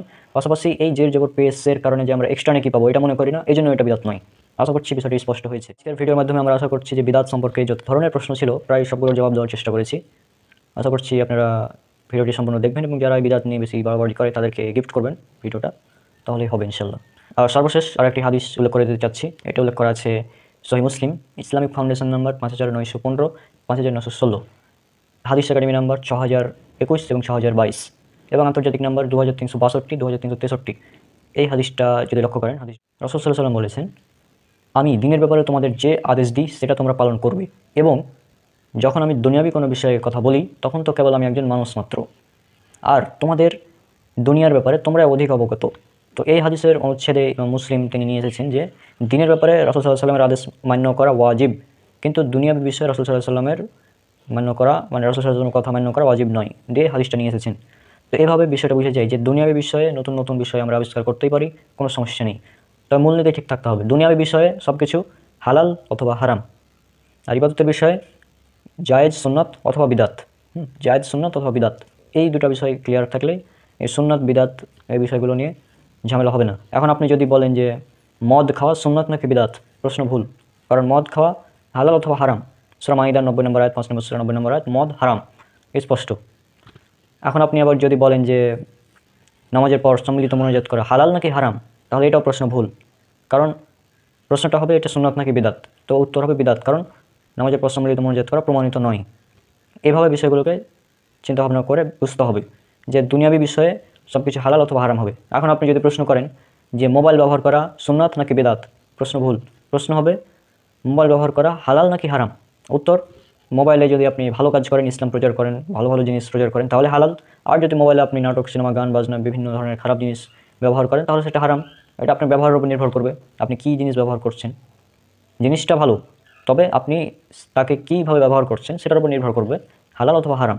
একইভাবে ইন্টারনেট চালানো হালাল নাকি হারাম প্রশ্ন করলে সঠিক হবে, কিন্তু যদি বলেন যে ইন্টারনেট চালানো বিদাত নাকি সুন্নাত, প্রশ্ন ভুল। এই জন্য যারা এই ধরনের প্রশ্ন করে যে মোবাইল, ইন্টারনেট, টিভি, মাইক্রোফোন, তারপর লাইট, ফ্যান, এসি, এগুলো তো বিদাত, এরা মানে এদের জ্ঞানের লেভেল কম, এই জন্য এগুলো বলে আর কি। তো আশা করছি আপনারা আজকে বিষয়গুলো বুঝতে পেরেছেন, আর সবাই আমার জন্য অনেক অনেক দোয়া করবেন। আজকে বিদায় নিচ্ছি। বিদাত সম্পর্কে আশা করি ধারণা ক্লিয়ার, কারণ বিদাত নিয়ে আমার বেশ কয়েকটা ভিডিও ছিল, অনেকেই বিভিন্ন ধরনের কমেন্ট করেছে, সেই কমেন্টগুলোকে অ্যানালাইসিস করে আজকে এই ভিডিওটা বানালাম, যাতে করে বিষয়গুলো সবার কাছে স্পষ্ট হয়ে যায়। বিদাত সেটাই যে সমস্ত আমল রাসূল সাল্লাল্লাহু আলাইহি ওয়াসাল্লাম করেননি, বলেননি, অনুমোদন দেননি, সাহাবীরা করেননি, তাবিঈরা করেননি, অর্থাৎ এই আমলগুলোকে বিদাত বলা হয়। কিন্তু অতিরিক্ত বাড়াবাড়ি করে যদি বলে ফেসবুক চালানো সুন্নাত নাকি বিদাত, ইউটিউব সুন্নাত নাকি বিদাত, হ্যাঁ এগুলো ভুল, কারণ এই ক্ষেত্রে হালাল অথবা হারাম হবে, সুন্নাত বিদাত হবে না। সুন্নাত বিদাত কেবল দিনের মধ্যে অতটুকুই সুন্নাত যতটুকু 1400 বছর আগে রাসূল সাল্লাল্লাহু আলাইহি ওয়াসাল্লাম বলে গিয়েছেন, যা কোরআন হাদিসে বর্ণিত আছে, অতটুকুই জায়েজ, অতটুকুই সুন্নাত, অতটুকুই মুস্তাহাব, অতটুকুই ফরজ, অতটুকুই ওয়াজিব। আর দুনিয়ার ব্যাপারে সব কিছু হালাল, অতটুকুই হারাম যতটুকু কোরআনে আল্লাহ সুবহানাহু ওয়া তাআলা হারাম করেছেন এবং হাদিসে রাসূল সাল্লাল্লাহু আলাইহি ওয়াসাল্লাম হারাম করেছেন, তা ব্যতীত। এখন যদি প্রশ্ন করেন বিরিয়ানি খাওয়া সুন্নাত নাকি বেদাত, প্রশ্ন ভুল। প্রশ্ন করতে হবে বিরিয়ানি খাওয়া হালাল নাকি হারাম। উত্তর, বিরিয়ানির মধ্যে যদি হারাম কোনো বস্তু না থাকে, যেমন শুকরের মাংস, হ্যাঁ, তারপর মদ, মানে ইত্যাদি বিভিন্ন জিনিস না থাকে, তাহলে সেটা হালাল। আর যদি থাকে তাহলে হারাম। যদি শুয়োরের মাংস দিয়ে বিরিয়ানি করা হয় সেটা হারাম, স্পষ্ট। এই বিষয়গুলো তো সাধারণ মানুষ বুঝতে পারে, কিন্তু এরা এরকম প্রশ্ন কেন যে করে আল্লাহ ভালো জানে। সেটা হচ্ছে শবে বরাত, যেটা আমাদের বাংলাদেশ, পাকিস্তান, ইন্ডিয়া এগুলোতে প্রচলিত একটি মানে নতুন ইবাদত বলতে পারেন। হ্যাঁ, কারণ এই ইবাদত আল্লাহ রসুল সাল্লাহ সাল্লামের যুগে ছিল না, সাহাবীদের যুগে ছিল না। পরবর্তীতে মানুষ এটাকে তৈরি করেছে, এই জন্য এটা আর কি নতুন একটি আবিষ্কার বলতে পারেন, আর এটা একটি বিদাত। শবে বরাত এটি বিদাত। এখন প্রশ্ন হচ্ছে যে শবে বরাত নিয়ে মানুষ আসলে বিভিন্ন দলে বিভক্ত। কেউ বলে শবে বরাত বলতে কিচ্ছু নাই, কেউ বলে শবে বরাত বলতে কিছু আছে তবে এর কোনো আমল নেই, আবার কেউ বলে শবে বরাত বলতে একটা বিশেষ ফজিলতের রাত আছে এবং সেই দিনে অনেক আমল আছে। কেউ 100 রাকাত নামাজ পড়ে, 12 রাকাত নামাজ পড়ে, কেউ আবার পরের দিন সিয়াম রাখে, এগুলো অনেকে উল্লেখ করে। তো এখন আমরা আসলে জানবো বিষয়টা আসলে কি, এরকম মতভেদ হচ্ছে কেন। ভাই মানুষ দেখছি বিভিন্ন রকম কথা বলছে। এখন আমরা তো জনতা, আমরা তো সাধারণ মানুষ, আমরা তো এত কোরআন হাদিস বুঝি না, আমরা কি করব? তো এই বিষয়গুলো নিয়ে আজকে আলোচনা করব। তো প্রথম কথা হচ্ছে এই সব শব্দটা মূলত হচ্ছে ফার্সি শব্দ এবং বরাত এটা একটি আরবি শব্দ। তো একটা ফার্সি শব্দ এবং আর একটা আরবি শব্দ মিলিয়ে তৈরি করেছে শবে বরাত। আর এই বরাত শব্দটা সূরা তওবা 9 নম্বর সূরা 1 নম্বর আয়াতে পাওয়া যায়। বরাত, যার অর্থ হচ্ছে সম্পর্ক ছেদ করা। অর্থাৎ যদি আমরা বলি যে সব মানে রাত্রি আর বরাত মানে সম্পর্ক ছেদ করা, তো সেই হিসেবে অর্থ দাঁড়াচ্ছে সম্পর্ক ছেদ করা রাত্রি। তবে বাংলাদেশ, ভারত, পাকিস্তানে এটা প্রচলিত হয় ভাগ্য রজনী বলে, অনেকে বলে এটা হচ্ছে ভাগ্য রজনী। আবার কোনো মানে আলেম হুজুর আছে, তারা আবার কি বলে জানেন, যে শবে বরাত এটা কোরআন দ্বারা প্রমাণিত। কিভাবে? কোরআনে আয়াত আছে সূরা দুখান 44 নম্বর সূরা আয়াত 1, 2, 3, 4। এখানে কি বলা হচ্ছে দেখুন, এই আয়াতে আপনারা স্ক্রিনে লক্ষ্য করুন, এই সূরা দুখান 44 নম্বর সূরা 1, 2, 3 নম্বর আয়াতে কি বলা হচ্ছে। আমি পড়ে শোনাচ্ছি, আপনারা স্ক্রিনে লক্ষ্য করুন, আপনারা নিজেরাই বুঝতে পারবেন জিনিসটা কি হচ্ছে। হামিম, সুস্পষ্ট কিতাবের কসম, নিশ্চয় আমি এটি নাজিল করেছি বরকতময় রাতে, নিশ্চয় আমি সতর্ককারী। অর্থাৎ সূরা দুখান এই আয়াতে বলা হচ্ছে, সূরা দুখানের 3 নম্বর আয়াতে, যে আল্লাহ পবিত্র কোরআন এটা নাজিল করেছেন একটি বরকতময় রাতে। আর এই আয়াতকে দলিল বানিয়ে তারা বলছে দেখো এই বরকতময় রাত আরবিতে বলা হচ্ছে লাইলাতুল মুবারাকা, সুতরাং এটা শবে বরাত, মানে শাবান মাসের 15 তারিখ। আজীব ব্যাপার, পবিত্র কোরআন ভাইরা পড়েনি নাকি? পবিত্র কোরআন তো বলা হচ্ছে সূরা কদর 97 নম্বর সূরা আয়াত নম্বর 1, ইন্না আনজালনাহু ফি লাইলাতুল কদর, মানে আল্লাহ সুবহানাহু ওয়া তাআলা নাজিল করেছেন এটি লাইলাতুল কদরে, পবিত্র কোরআন লাইলাতুল কদরে নাজিল করেছেন। এখন এই লাইলাতুল কদর এটা কোন মাসে? এর উত্তর আল্লাহ পবিত্র কোরআনে দিয়ে রেখেছেন। যদি পড়েন সূরা বাকারা সূরা নম্বর 2 আয়াত নম্বর 185, শাহরু রমাদান আল্লাযী উনজিলা ফীহিল কুরআন, রমজান মাস, যে মাসে পবিত্র কোরআন নাজিল করা হয়েছে মানুষের জন্য, হেদায়েতের জন্য, মানুষের হেদায়েতের জন্য। অর্থাৎ আল্লাহ সুবহানাহু ওয়া তাআলা পবিত্র কোরআন থেকে এটা স্পষ্ট ভাই, যে পবিত্র কোরআন নাজিল করা হয়েছে একটি বরকতময় রাতে। এই রাতটি হচ্ছে কদরের রাত, আর এটা হচ্ছে রমজান মাসে, এটা স্পষ্ট। কিন্তু এরা বলছে এটা শাবান মাসের 15 তারিখ। আজীব ব্যাপার।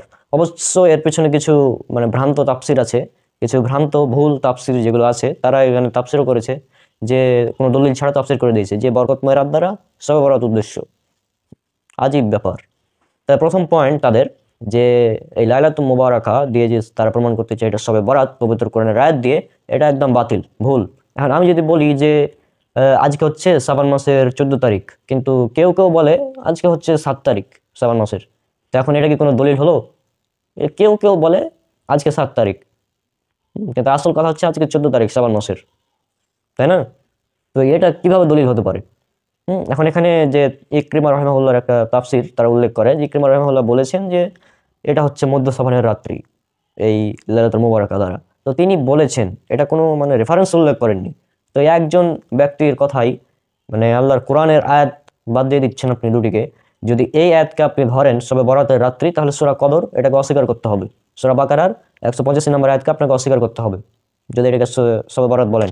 আচ্ছা, তাহলে এটা আমরা বুঝলাম যে পবিত্র কোরআনের আয়াত এটা কখনোই সবে বরাতের আয়াত নয়, বরং এটা লাইলাতুল কদরের কথা বলা হচ্ছে, যে রাতে পবিত্র কোরআনকে নাজিল করা হয়েছিল।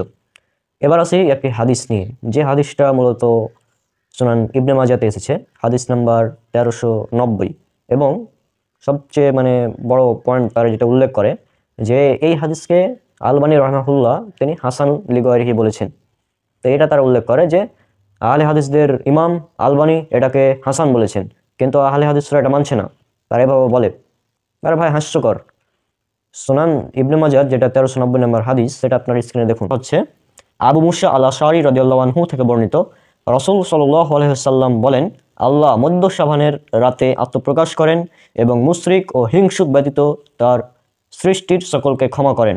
এই হচ্ছে পয়েন্ট, 1390 নম্বর হাদিস। এখানে বলা হচ্ছে যে আল্লাহ সুবহানাহু ওয়া তাআলা মধ্য শাবানের রাতে আগমন করেন এবং তিনি মুশরিক এবং হিংসুক ব্যতীত প্রত্যেককে ক্ষমা করে দেন। হ্যাঁ, তো এই হাদিসটা উল্লেখ করে বলে এটা আলবানী রাহিমাহুল্লাহ মানে তিনি 8টি সনদ নিয়ে এসেছেন, এবং 8টি সনদ নিয়ে আসার পর তিনি বলেছেন এটি হাসান লিগয়রিহি, এটি নিজ গুণে হাসান নয়। এখানে একটি উলুমুল হাদিস, উসুলি হাদিসের আপনার বিষয় জানতে হবে যে একটি হাদিস সহিহ হওয়ার জন্য 5টি শর্ত প্রয়োজন। প্রথম কথা হচ্ছে রাবি ন্যায়পরায়ণ হতে হবে, রাবি স্মৃতিশক্তি মজবুত হতে হবে, হাদিসটি সনদ মুত্তাসিল হতে হবে, অর্থাৎ সূত্র বিচ্ছিন্ন হওয়া যাবে না, পরস্পরের সূত্র একদম কানেক্টেড থাকতে হবে। 4 নম্বর শর্ত হচ্ছে হাদিসটি সাজ হওয়া যাবে না, সাজ মানে অনেকগুলো সহি বর্ণনার বিপরীত, এটা যেন না হয়। আর 5 নম্বর হচ্ছে হাদিসের মধ্যে কোনো গোপন ত্রুটি বা ইল্লত থাকা যাবে না। তো এই হচ্ছে 5টি শর্ত। এই 5টি শর্ত যদি কোনো হাদিস প্রমাণিত হয় তাহলে সেই হাদিসটি হচ্ছে সহিহ লিজাতিহি। আর এরপরের আর একটি স্তর আছে যেখানে 5টি শর্তই থাকে, তবে 2 নম্বর শর্ত রাবি স্মৃতিশক্তি কিছুটা দুর্বল, তাহলে সেই হাদিসটিকে বলা হবে হাসান লিজাতিহি। এবং এরপরে আরেকটি স্তর রয়েছে, সেটা নিজ গুণে সহি নয়, বিভিন্ন সনদে আসার পর তার সূত্রগুলো মজবুত হয় এবং সেটা হয় হাদিস সহিহ লিগয়রিহি। আর এরপরে 4 নম্বর স্তর, যেটা নিয়ে রয়েছে মুহাদ্দিসগণের মধ্যে অনেক মতবিরোধ। 4 নম্বর স্তর হচ্ছে হাসান লিগয়রিহি। এই হাসান লিগয়রিহি হাদিস এগুলো মূলত সবগুলো সনদি জয়ীফ। মনে করেন একটি হাদিস, যেমন সহিহ বুখারীর হাদিসের এটির মোট 8টি সনদ রয়েছে, 8টি সনদ, 8টি সনদি জয়ীফ। তো তাদের রসুল তারা বলছে জয়ীফ প্লাস জয়ীফ সমান হাসান, জয়ীফ প্লাস জয়ীফ সমান হাসান। তো এইভাবে জয়ীফ প্লাস জয়ীফ সমান হাসান যদি বলতে হয়, তাহলে এরকম অনেক হাদিস বলা যাবে যেগুলো জয়ীফ প্লাস জয়ীফ সমান হাসান, কিন্তু তারা মানবে না, দেওবন্দিরাও মানবে না, বেরলভীরাও মানবে না, এরকম অনেক হাদিস আছে। আমাদের রাহুল ভাই গতকাল আলোচনা করেছিলেন এই বিষয়ে, আপনারা সেই ভিডিওটা দেখবেন। তিনি সেখানে মোট 12টি হাদিস উল্লেখ করেছেন যে জয়ীফ প্লাস জয়ীফ সমান হাসান, এটা বললে কি কি ক্ষতি হতে পারে সেটা আপনারা বুঝতে পারবেন। তো যাই হোক, মানে এটা আমাদের উসুল না যে জয়ীফ প্লাস জয়ীফ সমান হাসান, এভাবে আমরা ধরি না।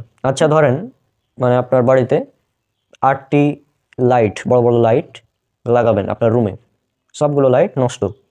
তো রুমের লাইট বা বাতি বা রুমকে আলোকিত হবে যদি সবগুলো নষ্ট বাতি হয়? কখনোই আলোকিত হবে না। এটা জাস্ট একটা উদাহরণ দিলাম। তো জয়ীফ প্লাস জয়ীফ সমান হাসান এটা আমাদের উসুল না। জয়ীফ হাদিস জয়ীফি, জয়ীফ হাদিস একদম বর্জনীয়, এটার মানে কোনোই নাই, ঠিক আছে?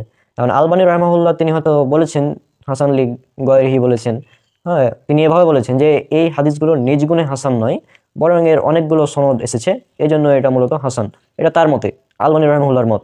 কিন্তু আমাদের শায়েখ জুবাইর আলী জাহি রাহমাহুল্লাহ তিনি হাদিসকে জয়ীফ বলেছেন। তিনিও অনেক বড় মুহাদ্দিস পাকিস্তানের। আর আমি একটা কথা বুঝি না, এই হানাফি দেওবন্দি এবং বেরলভীরা তারা মানে কি, মানে সারা জীবন আলবানী রাহমাহুল্লাহকে গালি দিবে যে আলবানী রাহমাহুল্লাহ মানে তিনি একজন ঘড়ির মেকার ছিলেন, সে কিভাবে মুহাদ্দিস হয়। ওরা সারা জীবন মানে পুরো বছরই আলবানী রাহমাহুল্লাহকে গালি দিতেই থাকবে। আলবানী ইহুদির দালাল, খ্রিস্টানের দালাল, এভাবে গালি দিতেই থাকবে। কিন্তু এই সাবান মাসের 14 তারিখে এসে আলবানী রাহিমাহুল্লাহ তাদের কাছে দলিল হয়ে যায়। আজীব ব্যাপার, ডাবল স্ট্যান্ডার্ড।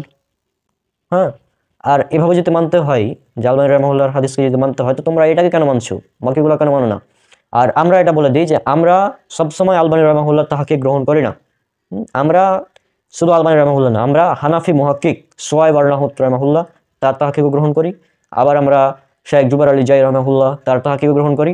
অনেক সময় অনেক মুহাদ্দিসের আমরা তাহাকিক গ্রহণ করি। শুধুমাত্র আলবানী রাহিমাহুল্লাহ আমাদের দলিল না, আর আমরা কারো মুকাল্লিদ না। আমরা নিজেরা তাহাকিক করে তারপর যেটা গবেষণা করে যেটা পাই সেটার অনুসরণ করি। আমরা নিজস্ব মানে কারো গন্ধ অনুসরণ করি না, যে আলবানী বলেছে সুতরাং এটা সহি, আলবানী বলেছে সুতরাং এটা হাসান, সুতরাং এটা জয়ীফ, আমরা এভাবে বিশ্বাস করি না। আমরা নিজেরা দেখি হাদিস সনদগুলো। ঠিক আছে, আশা করছি বিষয়টা বুঝতে পেরেছেন। আর এটাই যদি বলতে হয় যে আলবানী রাহিমাহুল্লাহ এটাকে বলেছেন হাসান, কিন্তু আমাদের পাকিস্তানের মুফতি জাস্টিস তাকি উসমানী হাফিজাহুল্লাহ, হানাফিদের বর্তমানে সবচেয়ে বড় আলেম, তিনি তার দর্শে তিরমিজি 2য় খণ্ড 739 নম্বর হাদিসের অধীনে আনোয়ার লাইব্রেরি থেকে ছাপা 681 নম্বর পৃষ্ঠা, সেখানে কি বলেছে একটু দেখুন, তাহলে বিষয়টা ক্লিয়ার হবে। হানাফিরা চিটিংবাজ। দেখুন, তিনি বলছেন লাইলাতুল বরাত, যাকে শবে বরাতও বলা হয়, এর ফজিলত সম্পর্কে বহু হাদিস বর্ণিত আছে। তার মধ্যে অধিকাংশ বর্ণনা সুইত রাহিমাহুল্লাহ আর দুরুল মনসুরে সংকলন করেছেন। এসব বর্ণনা সনদগতভাবে জয়ীফ। আয়েশা রাদিয়াল্লাহু আনহু হতে বর্ণিত আলোচ্য অনুচ্ছেদের হাদিসটিও জয়ীফ। প্রথমত এ কারণে যে তাতে হাজ্জাজ বিন আরতাত নামক একজন বর্ণনাকারী রয়েছেন যার দুর্বলতা প্রসিদ্ধ।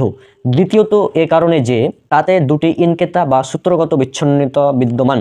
এক, হাজ্জাজ ইবনে আরতাতের শ্রাবণ ইয়াহয়া ইবনে কাসির হতে নেই, এবং ইয়াহয়া ইবনে কাসিরের শ্রাবণও উরওয়া হতে নেই। অবশ্য ইয়াহয়া ইবনে মাইন সম্পর্কে প্রসিদ্ধ আছে যে তিনি উরওয়া রাহিমাহুল্লাহ হতে ইয়াহয়া ইবনে কাসিরের শ্রবণ প্রমাণিত সাব্যস্ত করেছেন।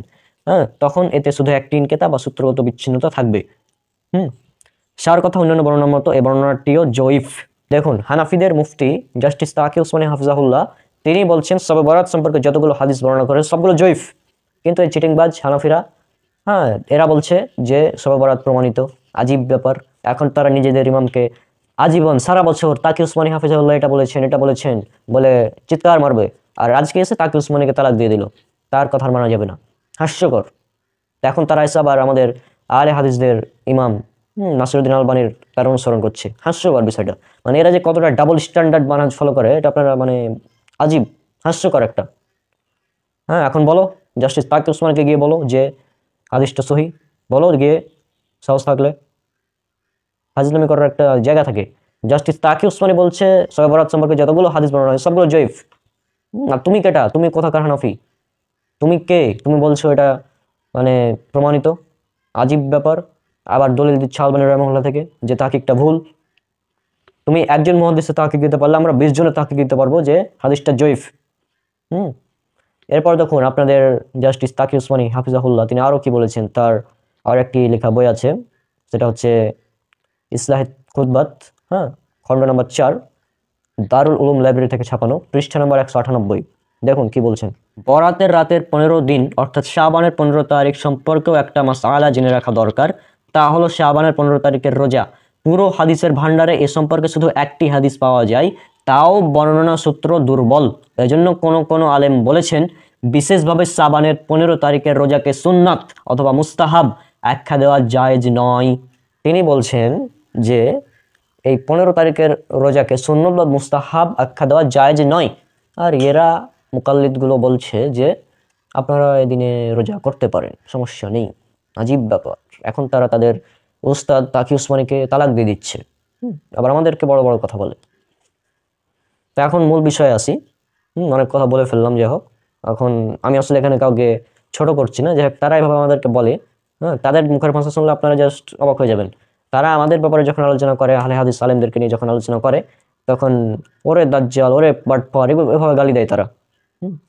দাজ্জাল, কাজ্জাব, তারপর বাটপার, মিথ্যাবাদী, মূর্খ, এভাবে তারা গালি দিয়ে কথা বলে। আমাদের ভাষা তো ওরকম যাবে না ভাই। আমরা জাস্ট তাদেরকে একটা অ্যান্টিভেনাম দেওয়ার চেষ্টা করছি এখানে। এখন আরো একটা বিষয়, যে এই যে সুনান ইবনে মাজার 1390 নম্বর হাদিস, এটা উল্লেখ করে তারা যে বলছে যে এই রাতের ফজিলত প্রমাণিত, কিন্তু এটা তো মূলত ভাই শাবান মাসের ফজিলত না। এটা প্রতি রাতেই আল্লাহ সুবহানাহু ওয়া তাআলা প্রথম আসমানে নেমে আসেন। সহিহ বুখারী হাদিস নম্বর 1145, হাদিস একাডেমি তাহিদ পাবলিকেশন এবং ইসলামিক ফাউন্ডেশন পাবেন 1079 নম্বর হাদিস, এবং সহিহ মুসলিম পাবেন হাদিস মানে আন্তর্জাতিক নাম্বার 758 এবং হাদিস একাডেমি নাম্বার 1662। এই হাদিসে স্পষ্ট উল্লেখ করা আছে যে আল্লাহ সুবহানাহু ওয়া তাআলা রাতের শেষ তৃতীয়াংশে প্রতি রাতে প্রথম আসমানে নেমে আসেন এবং তিনি ডাকতে থাকেন, কে আছে আমার কাছে ক্ষমা চাও, আমি তোমাকে ক্ষমা করব, কে আছে আমার কাছে যা চাইবে তাকে তাই দিয়ে দেবো। এভাবে আল্লাহ সুবহানাহু ওয়া তাআলা মানে ফজরের রাতের আগ পর্যন্ত ডাকতে থাকেন, ফজর আসার আগ পর্যন্ত। তো এটা মূলত প্রতি রাতের ফজিলত যে আল্লাহ সুবহানাহু ওয়া তাআলা প্রতি রাতে প্রথম আসমানে নেমে আসেন। অথচ সুনান ইবনে মাজাহতে বলা হচ্ছে যে আল্লাহ সুবহানাহু ওয়া তাআলা শুধুমাত্র শাবান মাসের 15 তারিখের রাতে নেমে আসেন। আজীব ব্যাপার। হ্যাঁ, সহিহ হাদিসের বিপরীতে একটি দুর্বল হাদিস দাঁড় করে দেওয়া হলো। তারপর আরও কথা বলা হয় কি যে মানে এই রাতে তো কোনো আমল প্রমাণিত না, তবে বেরেলভি যারা আছে তারা আবার জাল জয়ীফ সব হাদিসই মানে। তাদের কাছে হাদিসের তাহকিক প্রয়োজন নেই, তারা জাল হাদিসও মানে, জয়ীফ হাদিসও মানে, সহিহ হাদিসও মানে। তারা মানে হাদিসের কোনো ই করে না, হাদিস পেলেই তারা মানবে। যেমন একটি জাল হাদিস ইবনে মাজাহর 1388 নম্বর হাদিস, এখানে উল্লেখ করা হয়েছে কি যে শাবান মাসের 15 তারিখে আল্লাহ সবাইকে ক্ষমা করেন মুশরিক এবং হিংসুক ব্যতীত, সুতরাং তুমি এখানে রাতে কিয়াম করো এবং দিনে মানে দিনের বেলায় সিয়াম রাখো। তো এই হাদিসটা জাল, একদম জাল হাদিস এটা, তবে এটা তারা হিসাব উল্লেখ করে, মানে এই 15 শাবানের হিসাব উল্লেখ করে তারা। তা আমি একটা কথা বলি যে মুশরিক এবং হিংসুক ব্যতীত প্রত্যেককে আল্লাহ ক্ষমা করেন প্রতি সোমবার এবং প্রতি বৃহস্পতিবার, শুধু সবে বরাতে না, প্রতি সোমবার এবং প্রতি বৃহস্পতিবার আল্লাহ মুশরিক এবং হিংসুক ব্যতীত প্রত্যেককে ক্ষমা করে দেন। সহিহ মুসলিমের হাদিসে পাবেন, হাদিস নাম্বার 6438 থেকে 6441 পর্যন্ত পড়েন পরপর, দেখুন কি লেখা আছে। প্রতি বৃহস্পতিবার ও প্রতি সোমবার আমল পেশ করা হয়, তখন আল্লাহ তাআলা সেদিন প্রত্যেক এমন বান্দাকে ক্ষমা করেন যারা তার সাথে কোনো কিছুকে অংশীদার স্থির করে না, অর্থাৎ যারা শিরক করে না, তবে এমন ব্যক্তিকে নয় যার ভাই ও তার মধ্যে শত্রুতা আছে। তখন বলা হবে এই দুজনকে অবকাশ দাও যতক্ষণ না তারা সংশোধনের দিকে ফিরে আসে। এই হাদিস থেকে একদম স্পষ্ট যে আল্লাহ সুবহানাহু ওয়া তাআলা মুশরিক এবং হিংসুক ব্যতীত প্রত্যেককে ক্ষমা করে দেন প্রতি সোমবার এবং প্রতি বৃহস্পতিবার। তাহলে এখান থেকে আমরা বুঝলাম যে এই শবে বরাতের যে ফজিলত বর্ণনা করা হচ্ছে যে এই রাতে মুশরিক এবং হিংসুক ব্যতীত প্রত্যেককে ক্ষমা করে দেওয়া হয়, কিন্তু এটা মূলত প্রতি সোমবার এবং প্রতি বৃহস্পতিবারের ফজিলত। সহিহ মুসলিমের হাদিস থেকে আমি প্রমাণ দিলাম। আর সহিহ বুখারী এবং সহিহ মুসলিমের হাদিস সবগুলো সহিহ, এই ব্যাপারে সবাই একমত। হানাফি, শাফিঈ, মালিকি, হাম্বলি, দেওবন্দি, বেরেলভি, চরমনাই, ফুরফুরা, জামাত ইসলামী, যত রকমের দল রয়েছে সবাই একমত, বুখারী মুসলিমের সবগুলো হাদিস সহিহ। হ্যাঁ, কিন্তু ইবনে মাজাহর ওই হাদিস জয়ীফ, যেটা একটু বললাম। আর আরো একটি হাসান হাদিস উল্লেখ করা আছে, হাদিস সনদ হাসান, সুনান ইবনে মাজাহ হাদিস নাম্বার 1740। এখানে বলা হয়েছে আল্লাহ রাসূল সাল্লাল্লাহু আলাইহি ওয়াসাল্লামকে জিজ্ঞাসা করা হলো যে আপনি সোমবার এবং বৃহস্পতিবার কেন সিয়াম পালন করেন? তখন তিনি বললেন যে আল্লাহ তাআলা সোমবার ও বৃহস্পতিবার এই দুদিন পরস্পর সম্পর্ক বিচ্ছিন্নকারী দু ব্যক্তি ব্যতীত প্রত্যেক মুসলিমকে ক্ষমা করেন। ফেরেশতারা বলেন তার সঙ্গে দাবদ্ধ হওয়া, তাকে ত্যাগ করো। অর্থাৎ এই হাদিস থেকে প্রমাণিত যে আপনি চাইলে সোমবার এবং বৃহস্পতিবার সিয়াম পালন করতে পারেন। হ্যাঁ, আর একটা বিষয় প্রমাণ করে দিই, এখানে উল্লেখ করে দিই বিষয়টা যে শাবান মাস, এটার ফজিলত রয়েছে। শাবান মাসের ফজিলতে হাদিস উল্লেখ করা হয়েছে সুনান নাসাই 2357, ইসলামিক ফাউন্ডেশন 2359 নম্বর হাদিসটা আপনারা দেখুন স্ক্রিনে কি বলা হচ্ছে। উসামা ইবনে যায়েদ রাদিয়াল্লাহু আনহু বর্ণিত, তিনি বলেন আমি জিজ্ঞাসা করলাম ইয়া রাসূলুল্লাহ, আমি আপনাকে তো শাবান মাসে যে পরিমাণ সাওম পালন করতে দেখছি বছরের অন্য কোনো মাসে সে পরিমাণ সাওম পালন করতে দেখছি না। তিনি বললেন শাবান মাস রজব ও রমজান মাসের মধ্যবর্তী এমন একটি মাস যে মাসের গুরুত্ব সম্পর্কে মানুষ খবর রাখে না, অথচ এ মাসে আমলনামা সমূহ আল্লাহ রাব্বুল আলামিনের নিকট উত্তোলন করা হয়। তাই আমি পছন্দ করি যে আমার আমলনামা আল্লাহ তাআলার নিকট উত্তোলন করা হবে আমার সাওম রোজা বা সাওম পালনরত অবস্থায়। হাদিসটি সনদ হাসান, আলবানী রাহিমাহুল্লাহ তিনি হাসান বলেছেন, শাইখ জুবাইর আলী জায়দ রাহিমাহুল্লাহ তিনিও হাসান বলেছেন। হ্যাঁ, অর্থাৎ এই হাদিস থেকে কিন্তু শবে বরাতের ফজিলত প্রমাণিত হচ্ছে না, এটা শাবান মাসের ফজিলত। এই শাবান মাসে আল্লাহর নিকট আমল সমূহ বাৎসরিক আমল সমূহ উঠানো হয়, যেটা হাদিস দ্বারা প্রমাণিত। আর সাপ্তাহিক আমল প্রতি সোমবার এবং প্রতি বৃহস্পতিবার উঠানো হয়, যেটা সহিহ মুসলিমের হাদিস থেকে প্রমাণিত। তাহলে এই হিসাবে যদি আপনি শাবান মাসে সিয়াম পালন করেন, অধিক সিয়াম পালন করেন, তাহলে কোনো সমস্যা নেই।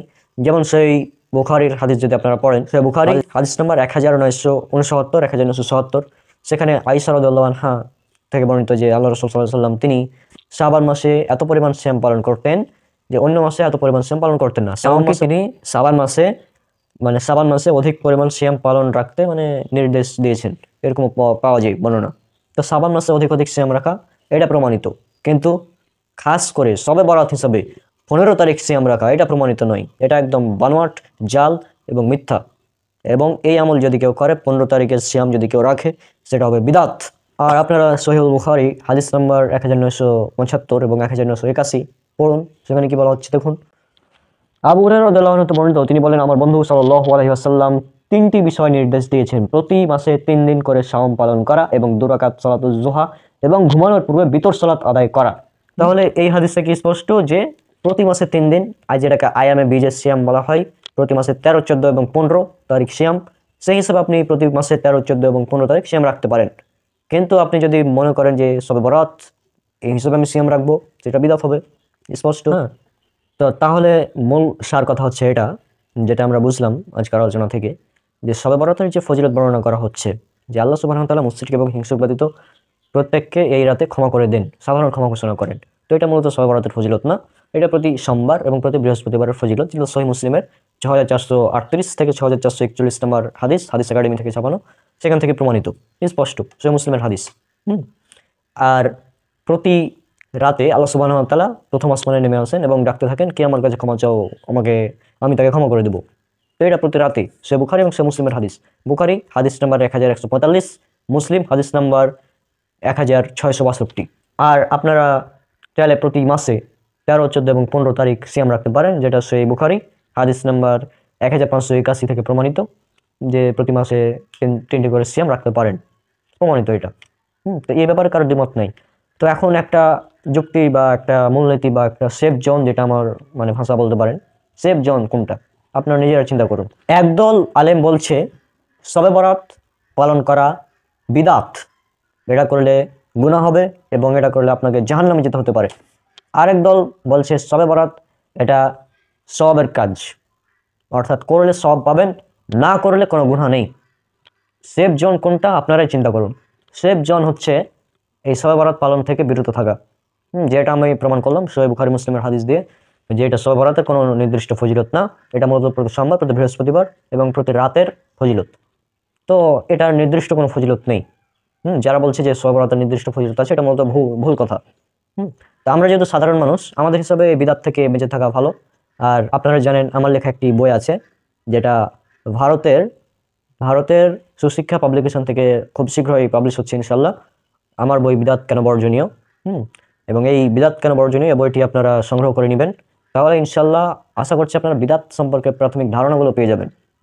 রাসূল সাল্লাল্লাহু আলাইহি ওয়াসাল্লাম তিনি বলেছেন, এটা উল্লেখ করা আছে সহিহ মুসলিম হাদিস নাম্বার 1718, ইসলামিক ফাউন্ডেশন 4344 এবং হাদিস একাডেমি নাম্বার 4385, বলা হয়েছে মান আমিলা আমালান লাইসা আলাইহি আমরুনা ফাহুয়া রাদ্দুন, কেউ যদি এমন কোনো আমল করে যা আমাদের দিনের মধ্যে নেই তা বাতিল। অর্থাৎ বিদাত হচ্ছে এমন একটি কাজ যেটা দিনের মধ্যে নেই, কিন্তু আপনি নতুন করে দিনের মধ্যে প্রবেশ করাচ্ছেন। আচ্ছা, শবে বরাত এটা যদি এতই ফজিলতপূর্ণ কাজ হতো, তাহলে রাসূল সাল্লাল্লাহু আলাইহি ওয়াসাল্লাম তিনি কি বলে দিতেন না? হাদিসে পৃষ্ঠা পৃষ্ঠা থাকতো যে এই রাতে তোমরা এই করো সেই করো। শাবান মাসের ফজিলত তিনি উল্লেখ করেছেন, কিন্তু শবে বরাত বিশেষ করে 15 তারিখ এটা প্রমাণিত নয়, যেটা আমি উল্লেখ করলাম আজকের ভিডিওর মাধ্যমে। আর বিদাত থেকে আমাদের অবশ্যই বেঁচে থাকতে হবে, কেননা সুনান নাসাই হাদিস নাম্বার 1578 অথবা 1581-তে উল্লেখ করা আছে যে কুল্লু বিদাতিন দালালা ওয়া কুল্লু দালালাতিন ফিন্নার, প্রত্যেক বিদাত গুমরাহি এবং প্রত্যেক গুমরাহির পরিণাম জাহান্নাম। সুনান আবু দাউদ হাদিস নাম্বার 4607, এখানে উল্লেখ করা আছে যে আর সাবধান দিনের মধ্যে নতুন আবিষ্কার বিষয় থেকে, আর কেননা দিনের মধ্যে প্রত্যেক নতুন আবিষ্কার হচ্ছে বিদাত, আর প্রত্যেক বিদাত হচ্ছে গুমরাহি। সুতরাং আমাদের বিদাত থেকে বেঁচে থাকতে হবে। শবে বরাত এই জিনিসটা, এই দিনটা পালন করা বিদাত, এবং এই দিনকে কেন্দ্র করে অনেকগুলো জাল হাদিস প্রচলিত আছে, যেটা আমাদের শায়েখ ডক্টর খন্দকার আব্দুল্লাহ জাহাঙ্গীর রাহিমাহুল্লাহ তার এই বইয়ে শবে বরাত অধ্যায়ে তিনি উল্লেখ করেছেন যে এই হাদিসগুলো জাল। যেমন 100 রাকাত নামাজের কথা উল্লেখ করা আছে, তারপর 12 রাকাত নামাজের কথা উল্লেখ করা আছে, এভাবে বিভিন্ন রকম উদ্ভট টাইপের বিভিন্ন ইবাদত উল্লেখ করা আছে, যেগুলো সবগুলো জাল। এবং এই আমলগুলো বেরেলভিরা করে, দেবন্দিরা বলে এগুলো করা যাবে না, কেননা এই হাদিসগুলো সবগুলো জাল। যদিও এই হাদিসগুলোর একাধিক সনদ আছে, কিন্তু তারা বলছে জাল। আর জাল একাধিক সনদ যুক্ত করে তারা যে আমাদের উপর উসুল খাটাচ্ছে, জয় প্লাস জয় সমান হাসান, তো বেরেলভিদের সাথে গিয়ে করো, যে জয় প্লাস জয় সমান হাসান করো, ওখানে গিয়ে করো না কেন? তোমরা তো আর আমল করছো না, তাই না? তো সুতরাং বিষয়টা আমাদের বুঝতে হবে যে জয় প্লাস জয় সমান হাসান এটা সম্পূর্ণ ভুল কথা। আর আলবানী রাহিমাহুল্লাহ তিনি একজন মানুষ, তার ওই হাদিসের তাহকিকে ভুল হয়েছে। এমনকি অনেকগুলো হাদিস আছে যেখানে আলবানী রাহিমাহুল্লাহ তার তাহকিক ভুল রয়েছে, বিশেষ করে তাদলিসের ক্ষেত্রে যেসব হাদিসগুলো আছে সেখানে আমরা আলবানী রাহিমাহুল্লাহর তাহকিক গ্রহণযোগ্য মনে করি না। তো আশা করছি আজকের এই ভিডিওর মাধ্যমে আপনারা বিষয়টা জানতে পেরেছেন এবং ক্লিয়ার হয়েছেন যে শবে বরাত এই রাতের বিশেষ কোনো ফজিলত নেই, বরং এটা হচ্ছে প্রতি সোমবার প্রতি বৃহস্পতিবারের ফজিলত, প্রতি রাতের একটি ফজিলত। এটা সাধারণ বিষয় একটি। আর পবিত্র কোরআন থেকে যারা শবে বরাতে দলিল দেওয়ার চেষ্টা করে সেটা সম্পূর্ণ বাতিল, ভিত্তিহীন, বানোয়াট। কারণ পবিত্র কোরআন থেকেই প্রমাণিত সেটা শবে বরাত নয়, বরং শবে কদর, লাইলাতুল কদর। তো আশা করছি আজকের ভিডিওর মাধ্যমে আপনারা উপকৃত হয়েছেন। যদি ভিডিওটি উপকারী মনে হয় তাহলে যারা শবে বরাত পালন করছে তাদের কাছে এই ভিডিওটি পৌঁছে দিন। তো যেহেতু 1 ঘন্টা হয়ে গিয়েছে, তো আমাদের এই বিদাত সম্পর্কে আজকের আলোচনা আমরা এখানেই রাখছি। পরবর্তীতে আমরা বিদাত সম্পর্কে বাকি আলোচনাগুলো করবো ইনশাল্লাহ। আর আপনারা জানেন আমার একটি লেখা বই আছে, বিদাত কেন বর্জনীয়। এই বইটি আপনারা সংগ্রহ করবেন, তাহলেই ইনশাল্লাহ বিদাত সম্পর্কে আমরা আরও বিস্তারিত জানতে পারবেন। হ্যাঁ, বিদাতের মূল বিষয়টা কি বলেন তো? রাসূল সাল্লাল্লাহু আলাইহি ওয়াসাল্লাম কি বলেছেন? রাসূল সাল্লাল্লাহু আলাইহি ওয়াসাল্লাম বলছেন, এটা আছে সহিহ মুসলিম হাদিস নাম্বার 4344 ইসলামিক ফাউন্ডেশনে, মান আমিলা আমালান লাইসা আলাইহি আমরুনা ফাহুয়া রাদ্দুন। কেউ যদি এমন কোনো আমল করে যা আমাদের দিনের মধ্যে নাই, তা বাতিল, প্রত্যাখ্যাত, পরিত্যাজ্য, বিদাত। অর্থাৎ যে আমল রাসূল সাল্লাল্লাহু আলাইহি ওয়াসাল্লাম করেননি সেটাই বিদাত। এক কথায় যে আমল করেননি, মানে নির্দেশ দেননি, এগুলো বিদাত। তো আশা করছি আপনারা এই বিষয়ে জানতে পেরেছেন। তো আগামী পর্বে আমরা বিদাত সম্পর্কে কিছু শর্ট ফিল্ম দেখবো ইনশাল্লাহ। তো আজকে এই বিদায় নিচ্ছি, দেখা হবে ইনশাল্লাহ পরবর্তী এপিসোডে। সব আমার জন্য অনেক অনেক দোয়া করবেন, আর এই সিরিজগুলোতে আপনারা বেশি বেশি লাইক করবেন এবং প্রচার করবেন। আসসালামু আলাইকুম রহমতুল্লাহি ওয়া বারাকাতুহু।